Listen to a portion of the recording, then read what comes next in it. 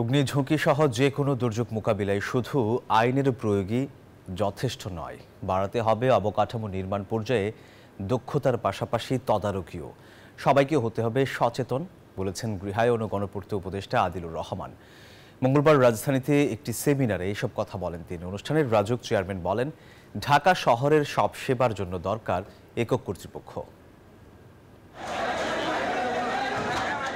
সংবাদ মাধ্যমে ভবন দুর্ঘটনার দৃশ্যের দেখা মেলে হরহামেশাই। এসব মোকাবেলায় যেসব প্রস্তুতি থাকা প্রয়োজন তাতে অবহেলা আর গাফিলতি থাকার কথাও অজানা নয়, কিন্তু কখনোই কার্যকর সমাধানের পথে হাঁটেনি কোনো কর্তৃপক্ষ।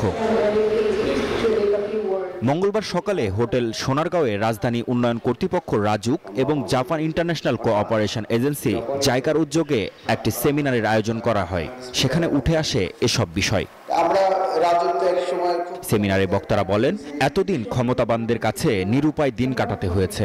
যারা বড় বড় পাওয়ারফুল ম্যান পলিটিক্যালি এবং ফাইন্যান্সিয়ালি শিল্পপতি সহ বিভিন্ন ধরনের লোক, তারা আরো বেশি আইন অমান্যের ক্ষেত্রে এগিয়ে থাকেন। সেই ক্ষেত্রে রাজুকের একজন অথরাইজড অফিসার অনেক সময় অসহায় হয়ে যান। ঢাকা শহরটাকে একটা আমলার নিচে আনা উচিত, এটা আমি সবসময় বলে যাচ্ছি।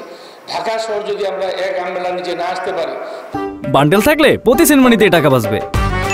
বিকাশ সেনমানি বান্ডেল কিনে জিতুন প্রতি লেনদেনে। তাহলে লোকজন এইভাবেই ভুগবে, এভাবেই সমস্যা তৈরি হবে।